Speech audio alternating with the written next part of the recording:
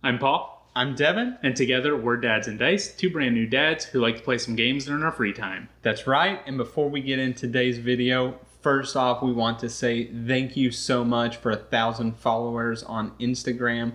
It means so much to us. We are so incredibly grateful for y'all. Yeah, and right now we have a giveaway that's live on our page. If you're not following us there, go ahead and go do that. All the details are on the post. We're giving away 3 games, and there's a lot of ways to get entries into that giveaway. So go over there, check it out. We want to get those games to you guys.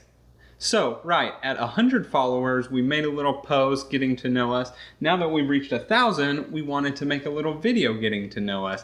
And with the tabletop tag going around, we thought, well, this is the perfect opportunity. Yeah, and we want to thank Jenna Rose over at the Board Game Garden for starting this. So with that being said, let's go ahead and get into the questions.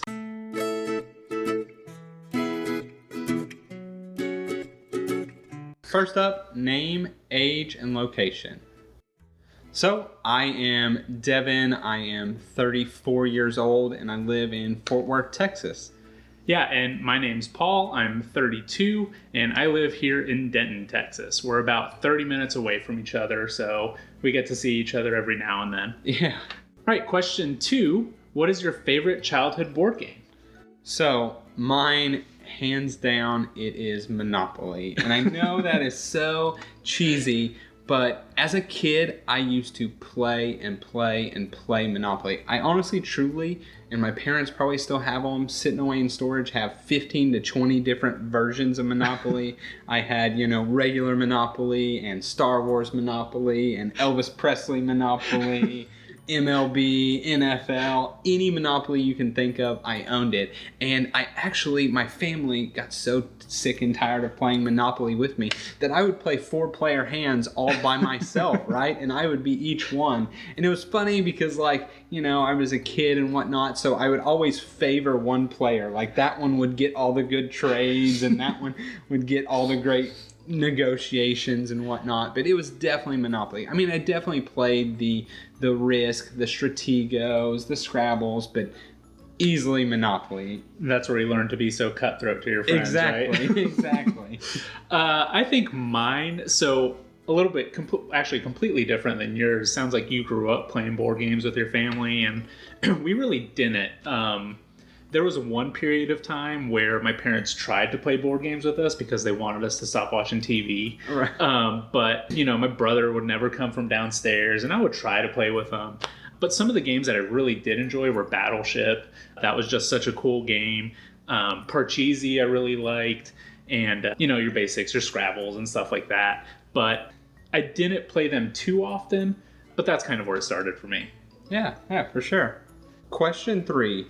When did you really get into board games? So for me, when did I really get into it? This is kind of a 2-part question.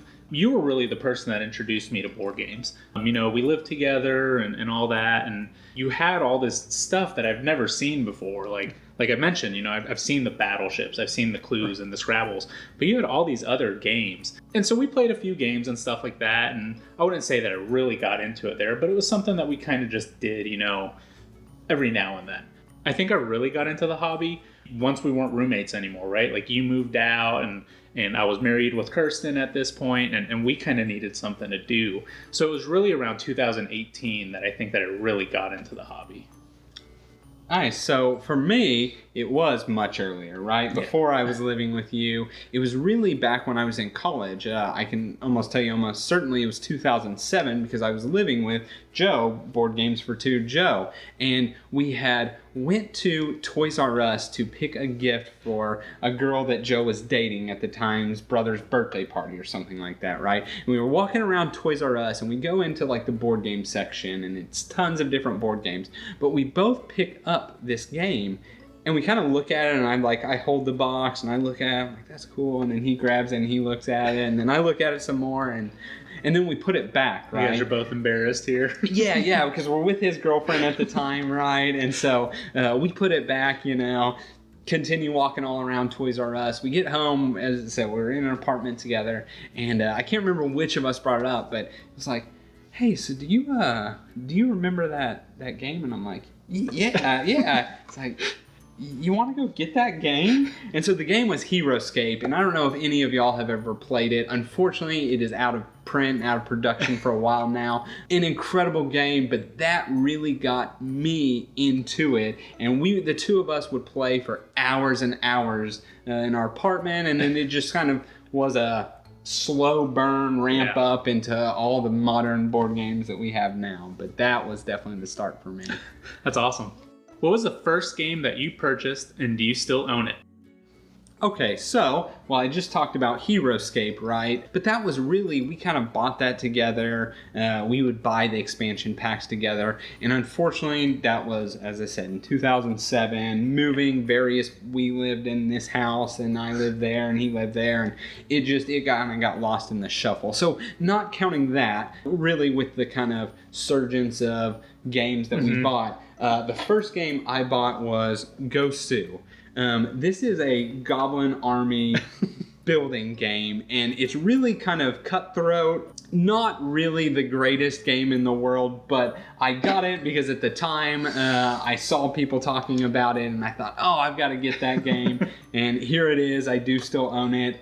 You probably haven't even ever seen it because it sits away from rest of the collection, kind of in shame, but this is I would say my first one. I mean, honestly, that makes sense. You were talking about you live in a fantasy world, right? You've got these goblins, you've got this, like, it seems to just fit you perfectly. Like, I'm sure when you saw that, you're like, this is my holy grail. Yeah, exactly. And then come to find out there's way more games later, right?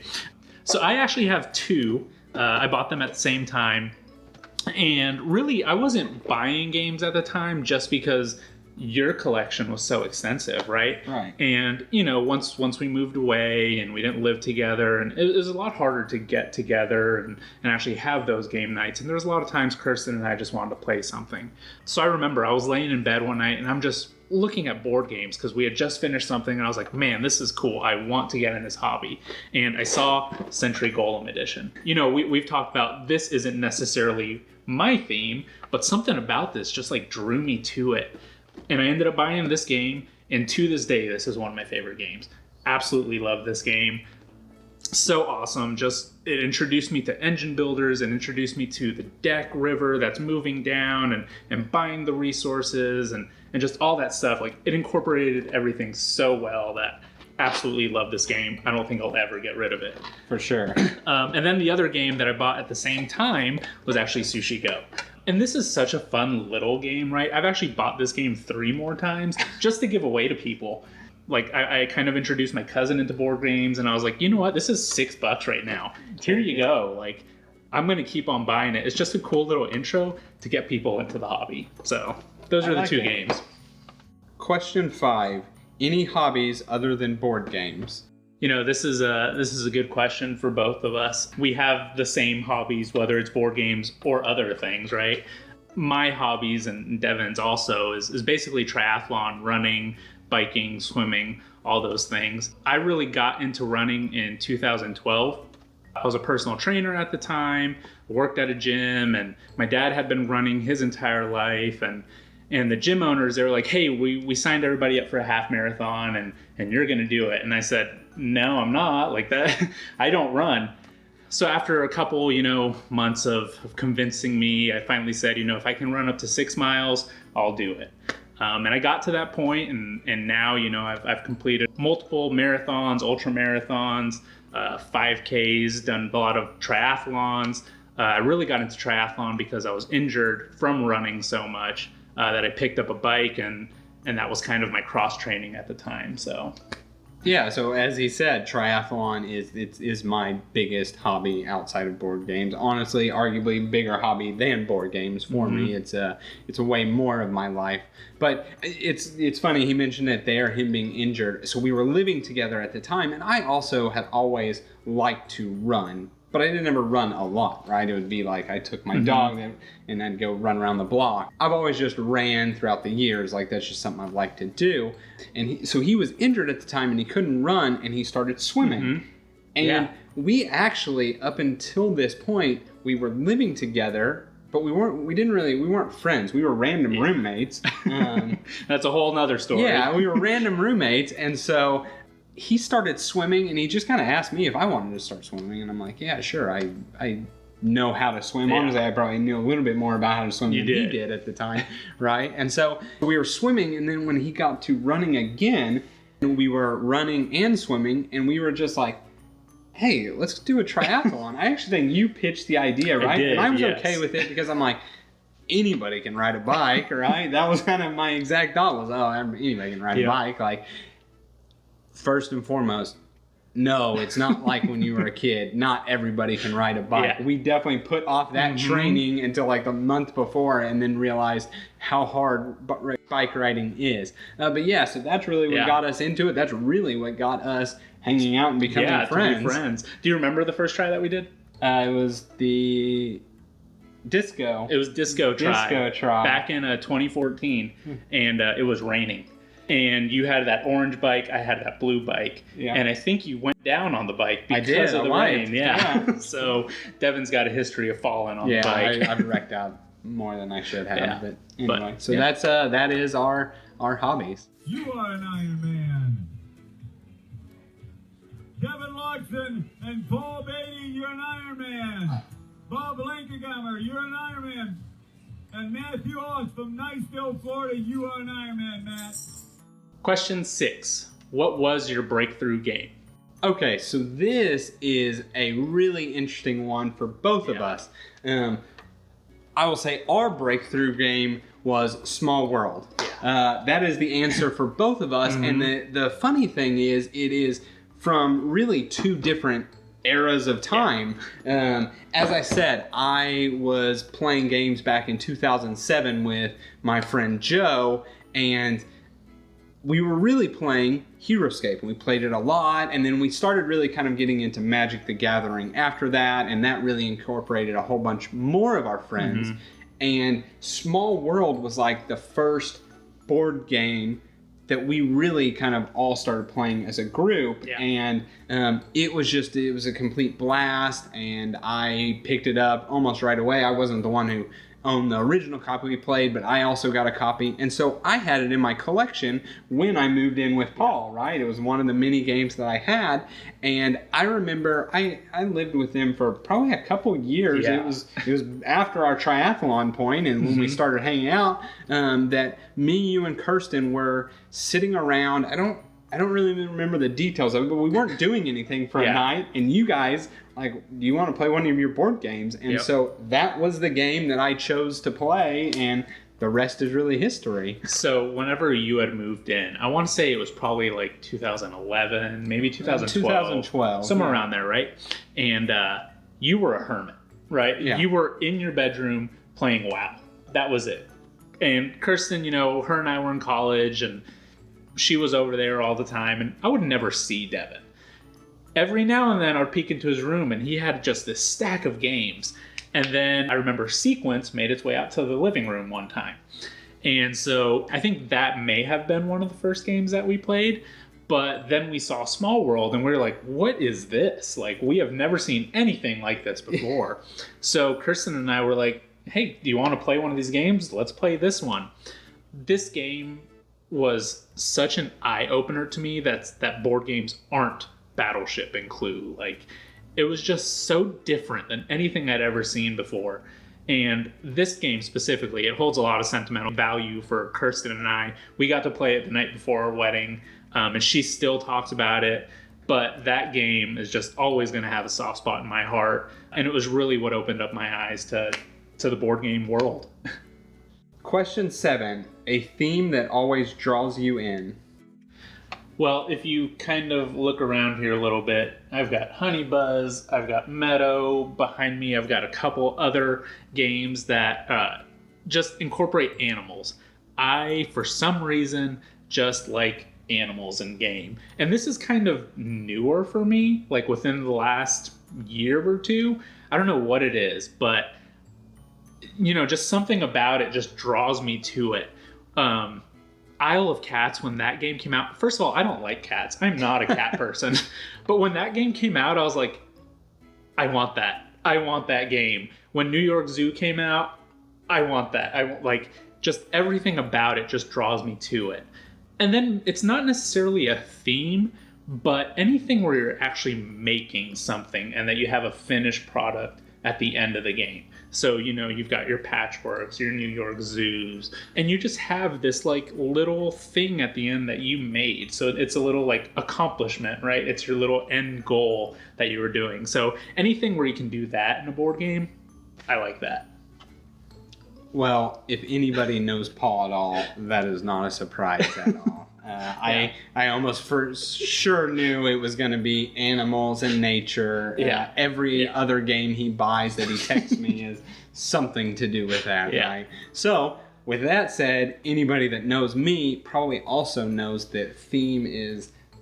It is like so unimportant to me. Not even secondary. Yeah, it's like at the bottom. Like I just don't care about theme. Like I want a good game, right? I'm all about mechanics and how does this game play and who cares what the theme is. So in the spirit of it, I will answer the question. It's probably anything high fantasy themed, right?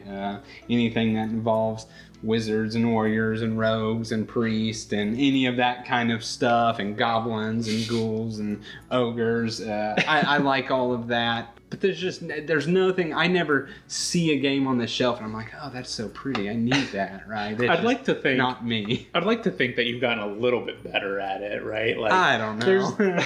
I don't know, maybe, but yeah, I mean, I'm very theme heavy and you're the complete opposite. So we meet there in the middle. Exactly.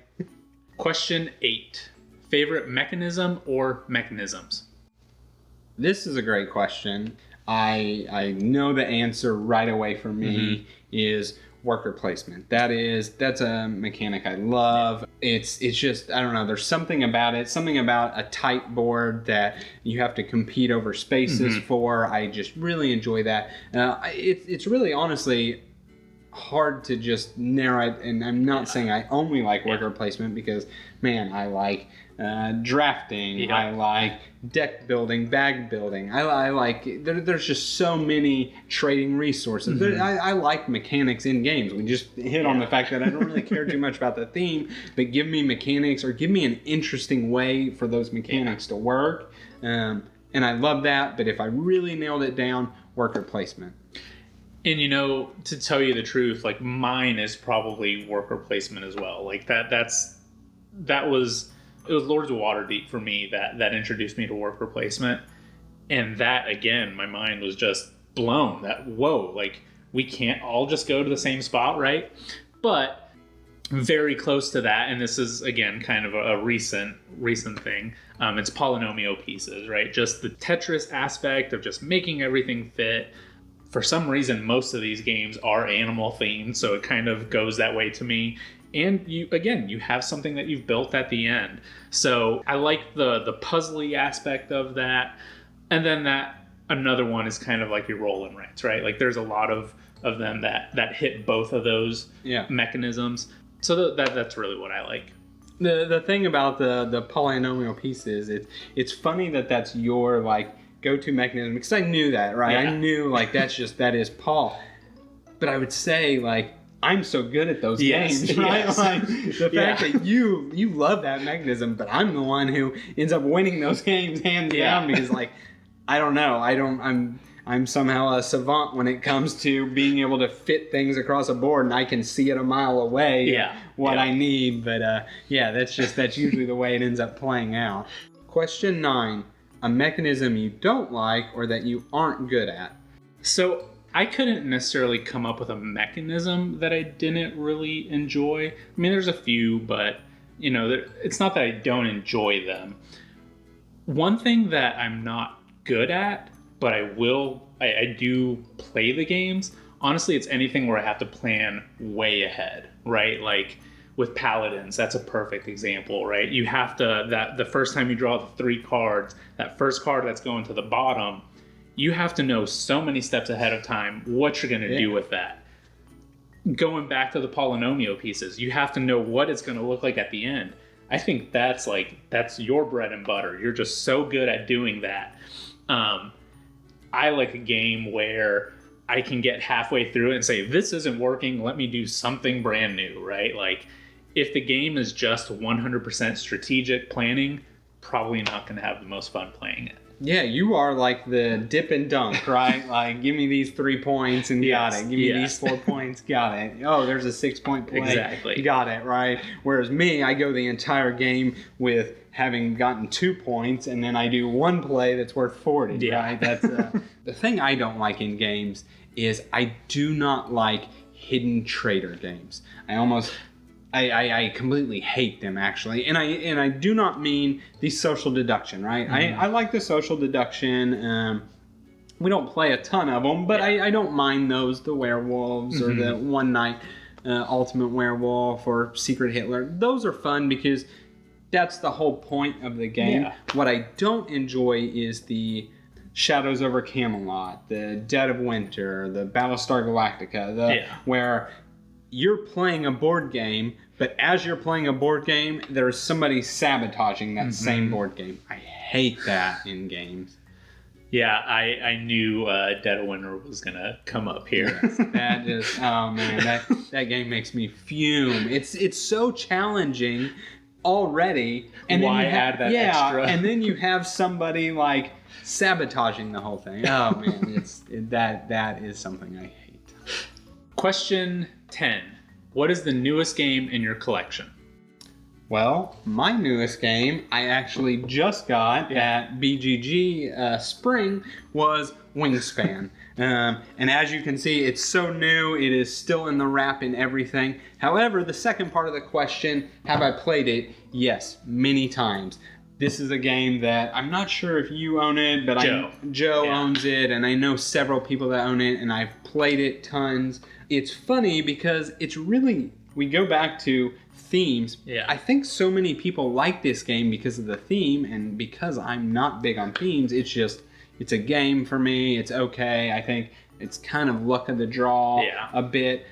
However, I brought this home and Lacey saw it and she was over the moon that I got Wingspan because she absolutely loves this game, right? So it's going to stay in the collection solely because it is a game that I know Lacey will always play with me. So I think what you got to do from now on is just go buy the cutest games you can, and then maybe she'll be like, oh my gosh, let's play it. I don't see that happening. I actually got 3 new games. A couple days ago was Tabletop Day or whatever, like National Tabletop Day. The local board game shop here in Denton, they had a sale. It was buy 2, get 1 free. So the games are actually right up here. I got Honey Buzz, I got Meadow, and I got My City. I've tried Meadow, I've tried Honey Buzz, still have not tried My City. Waiting for Kirsten to tell me, okay, I'm ready to start it. It is a legacy game, so it's just going to be her and I playing it. But I'm super excited for that one. And you know our thoughts on Honey Buzz and Meadow. Question 11. Favorite player count? So this is kind of a hard question. I really do enjoy games at 4 players, as long as the people are kind of all on the same page, right? I think 4, it's a good group, right? You can have some side conversations. And honestly, it's kind of what we play the most, right? When we have game nights, it's me and Kirsten and you and Lacey. And it's kind of a way that we can still catch up, but still play games. And you're not too distracted by the other people talking, or some games we are just all completely focused, but we try to choose games that aren't going to have a ton of downtime or anything like that. I think that's the most common player count that we do with, and I really do enjoy playing with you guys and Kirsten. 4 is like, it is that player count that so many games are made for 4, right? A lot of times the 2 to 4 player games are not always the best at 2, right? They really hit their stride at 4 or possibly 3. And then you also hit that range of 3 to 6 player games, right? Where 4 is just right in the middle and they work well and are balanced well. So it is such a great player count. For me, however, I really enjoy the 3 player count, right? So I enjoy the 4 playing with, us, but I enjoy the 3 whenever it's me, you, and Joe, and we really get to play the heavy hitter games that we really want to play. That the wives won't play with us. Yes, exactly. They wouldn't be interested in playing a... And that you guys kind of drag me into a little bit. Exactly. But I do enjoy them. So. Exactly. But yeah, they wouldn't enjoy the 3-hour food chain, right? They wouldn't enjoy those, and we get to do that in 3. the games typically move fast enough that nobody is just sitting around, right? Because a lot of times those heavy, we talked about 4 being that sweet spot, but when you get into those bigger games, right, it adds a whole lot more time every player that you add on there, right? And so next thing you know, you do your action and you're waiting 15 minutes whenever 3 other people are taking 5 minutes each. So Question 12. What is your board game pet peeve? this is a really interesting question for me because I'm not like super anal like a lot of people where they don't like people on their phones, or they're worried about you just tapping their card the wrong way, or the pieces. I mean, I like you to take care of my games, right? But I sometimes have a little bit of leniency when I'm playing with new people the first time and they start to bend the card. Hey man, you mind? Oh, okay, cool. But it doesn't really eat at me. I would say for me, I guess my pet peeve would probably be when players are not having fun, right? When people are just either totally disengaged or if they're not having fun, it just brings the whole table, the whole environment down. I've seen it happen over and over, right? That we play these games to have fun, so when you're not, then it almost makes me not have fun, and it turns. And we had this experience at BGG Spring, right? Like we had this long teach, and we looked around at each other and we realized nobody's having fun. We just ended it, right? We were just like, let's just be done. This game is not for us today. Maybe it's just where we're at. But games are made for fun. Let's have fun playing. Yeah, exactly. And there's nothing wrong with that. Hey, we're not having fun. We don't need to finish this out and make it more grueling than possible. Let's cut it, pick up something else. Let's go have fun. Yeah. My biggest board game pet peeve is actually boxes that are this big and the components are this big. I cannot stand just a big box just to have a big box, right? It takes up all this shelf space. I don't have very much shelf space. My wife doesn't let me have that much shelf space. So everything that I want, I need it to be compact. I need that box to be full. I need it to be functional, right? If it's just there to take space, that's a turnoff for me. I don't like it. That makes Garfield Games there do excellent because they somehow fit 20 pounds of stuff into a 10-pound you can never box. close it back. Yeah, exactly. I've got my Terraforming Mars behind me, and it's got all the expansions, it's got all the cards. Everything is in one box, just because I don't need all the other boxes, right? Like, just give me one box, jam-pack it with stuff. That's all I need. Question 13. What player color do you use most often? So, my favorite player color is a purple. But most games don't have a purple. So if there isn't a purple there, honestly, I'll pick any of them. I'll go for a green. I'll go for a blue. I know a lot of people like blue. The one color that I'll never go for is yellow. Why? I don't know why. I just don't really care for it. I'll play anything, purple preferably, never yellow. Mine's blue, right? You mentioned it. I really like blue. My backup would be black. If somebody likes blue or it's not in the game, black is my next go-to. Mine that I don't go for is red. Red's a color I just don't like for whatever reason, so never choosing that to play with. It kind of works out when we're with Joe because he likes red. Yeah, exactly. You get the blue or the purple. I get the green or the... Or I'm sorry, you get the blue or the black. I get the green or the purple. Yeah. It works out. Question 14. Do you read the rule book or watch a video? Oh man, what kind of question is this, right? I am a rule book reader, right? I enjoy reading the rule books, right? I know that's a weird thing for a lot of people, Paul being one of them, but I like to read the rule books. With that said, I will give the little caveat. There's a lot of times I find myself watching a video for games I want but I don't own, or possibly I bought the game and it's coming in and just an excitement. I watched some videos of how it's played, but I'm still, when that gets in my hands, reading the rule book. This is I'm not allowed to teach games anymore. Ever. I am not a good teach for games. I will watch videos all the time. And unfortunately, videos don't always have the little nuances that games will have, right? I have a really hard time visualizing what I'm doing while I'm reading. So sometimes I do have to teach games when I'm playing with Kirsten. So what I will do is I'll watch the video first, I'll watch a playthrough, and then I'll open up the rule book and make sure I understand what's going on. So the rule book does get read eventually, but it's like at the very bottom of things. Like I'll do it, but if I could never read a rule book, I'd be so happy. Rodney Smith, I love you. Like, keep doing what you're doing, because when you don't have videos, I'm lost. Question 15. Favorite snack to eat while playing board games? So my favorite snack in general, honestly, is just something salty. I like something salty.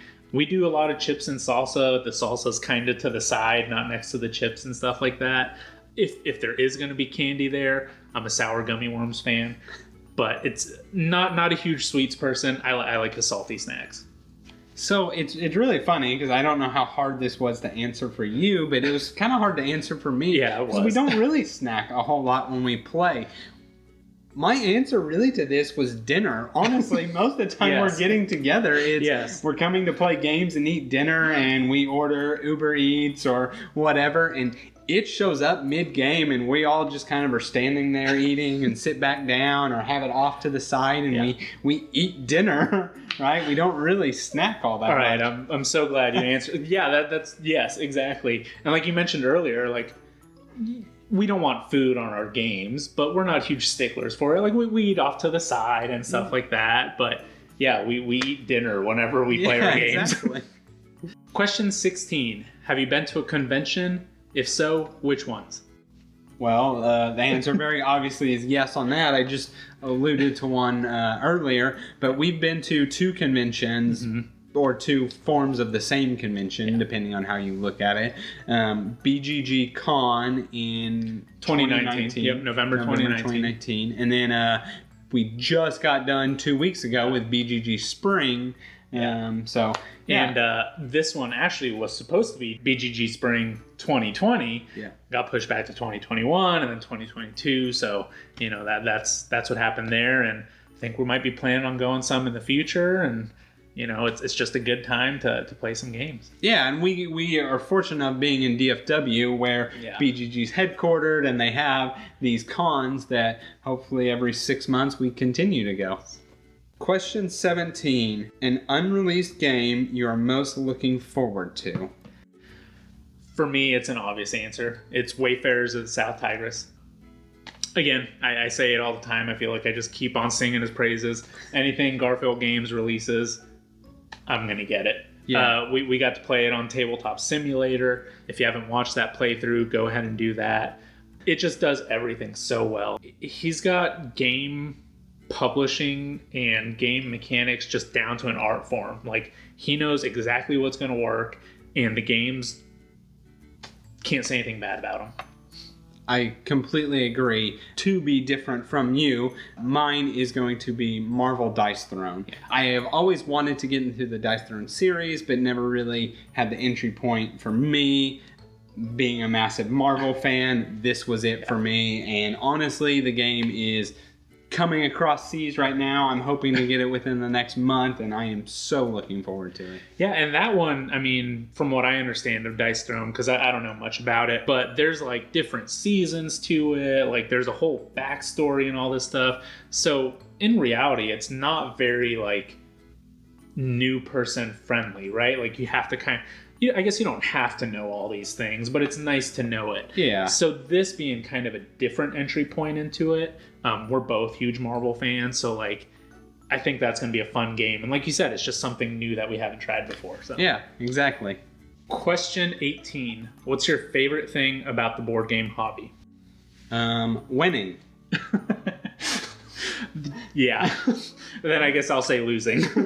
No, but in all seriousness, yes, I do really enjoy the winning part. But for me, really just playing the games. And I know that seems like such a cheesy standard answer, but I love I love getting a game and figuring out how the developer has made this mechanic work, or how it works with this mechanic, right? How they combine things, and to just see routes of victory points, and okay, I'm gonna go this way, and then somebody that wins it did something totally different from me that I didn't even think about, and I love playing the games. Yeah, and I mean, it's so funny you said winning. Like, I don't know what my win percentage is. I'm sure we could figure it out, but I don't win very many games, right? Like, I have probably the worst, I don't want to say luck, but I just don't win any games.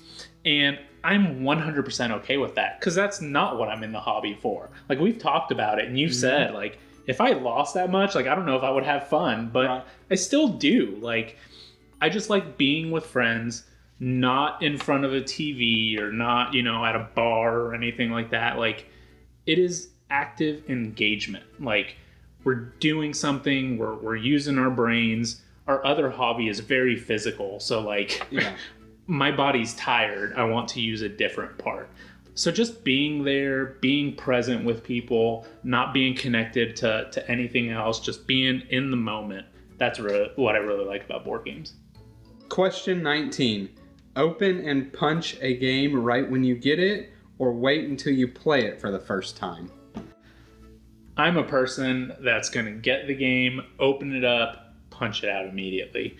I just like seeing all the pieces to it, right? Like we mentioned, I'm a big theme person. So when I get it, I want to see what I got, right? Like, I want to flip through the cards. I want to see the little meeples or the beeples. Like, just that stuff is just so cool to me just to look at. I just like seeing what's in there. So, well, we talked about I'm a rule reader, and the only way to read the rules, not only way, but the most common way, is to open up the game and get it out.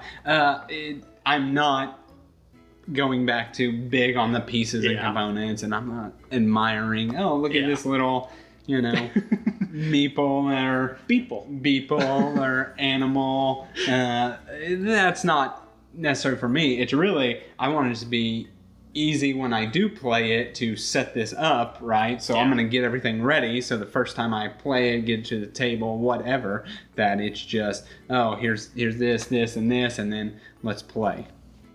Question 20. Who are other people that you would like to see do this tag? We'll start off with Joe and Shelby at Board Games for Two. We are looking at you guys. They are good friends of ours, so we want to see y'all do this. Yeah, we always see Joe. We need to see Shelby on that video. We want to hear her thoughts on what Joe does. And then the other one is Shaggy at Totally Tabled. He's just got some really great content. So if you'll do that video for us, Shaggy, we'd love to know more about you. Also calling out Jason at D20 Woodworking. Guy makes some amazing Marvel Champions content. Please go check it out. Jason, we want to see your video. And the last person is Alex at Board Game Co. This guy has the best video production. Like, it looks so top notch. Everything about it is so clean. He's got awesome content. If you're not following him, go and do that. And super knowledgeable about all sorts of games, big, heavy Euros. Go check out his channel. Anyway, that's our 20 questions for the tabletop tag. Again, thank you, Jenna Rose, for starting that. The whole thing with board games is getting to know the community, and we wanted to kind of give back a little bit. Thank you guys so much for everything that y'all have done for us. And if you want to answer any of these questions or anything like that, we're going to have that in the description. Answer all of them, answer some of them. Ask us some more questions that we didn't get to answer, but we just want to get to know you guys a little bit more. Yes, and thank you again for the 1,000 followers on Instagram. It means the world to us. Check out the link for the description of the giveaway that we are doing. We are very excited about it. We want to give something away for it.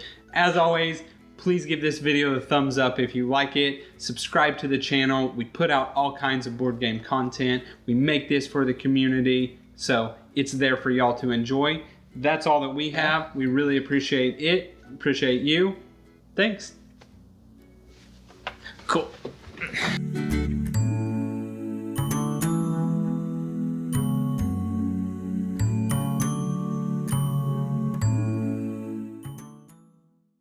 As always, please like this video if you like it.